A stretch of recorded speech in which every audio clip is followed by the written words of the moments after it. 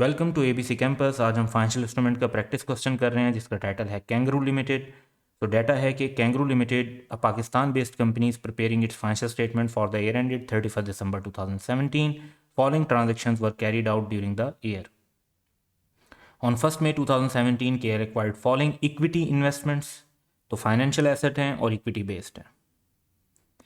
Investment A और investment B दो investments बताई हुई हैं जिनकी परचेज प्राइस और ट्रांजैक्शन कॉस्ट बताई हुई है और फिर टोटल भी बताया हुआ है।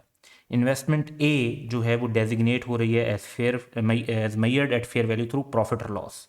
तो इसका मतलब है इसे तो ट्रांजैक्शन कॉस्ट के बगैर रिकॉर्ड करेंगे। Whereas investment B was irrevocably elected at initial recognition as measured at fair value through other comprehensive income. तो इसको ट्रांजैक्शन कॉस्ट ऐड करके इनकॉर्पोरेट करेंगे। In October 2017, KL earned dividend of rupees 12 million and 9 million on investment A and B respectively. तो ये दोनों ही profit और loss में recognise होंगे।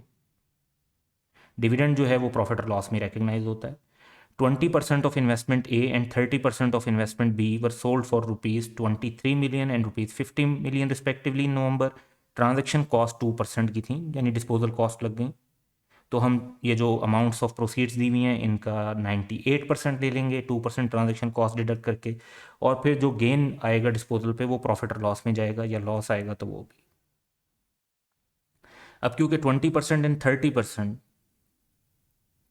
डिस्पोजल किया है तो बाकी 80% एंड 70% रिस्पेक्टिवली बाकी बच गया है। उसकी फेयर वैल्यूज़ गिवन है और वो फेयर वैल्यूज़ हैं 105 और 130। इस पे ट्रांजैक्शन कॉस्ट ऑन डिस्पोजल भी दिया हुआ है लेकिन जब तक एक्चुअल डिस्पोजल नहीं हुआ तो हम इनको यूज़ नहीं करेंगे। हमें fair value less cost to sell नहीं लेना होता। सब्सिक्वेंट मेजरमेंट के लिए हमें फेयर वैल्यू लेनी होती है तो हम फेयर वैल्यूज़ यूज़ करेंगे, नेट अमाउंट को यूज़ नहीं करेंगे। तो रिक्वायरमेंट क्वेश्चन की ये है कि prepare the extracts relevant to the above transaction from KL's investment of financial position KL's statement of financial position and comprehensive income for the year ended 31st December 2017. In accordance with the IFRS, comparative figures and notes to the financial statements are not required. So, दोबारा एक मरतबा data को देखते हैं और साथ के साथ आंसर डेवलप करते हैं।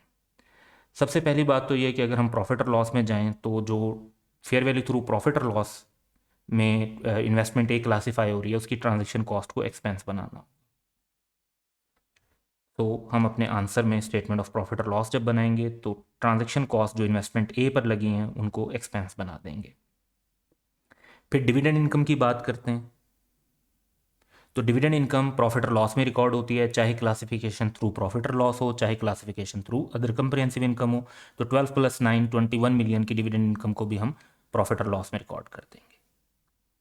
इसके बाद गेन ऑन डिस्पोजल की बात है।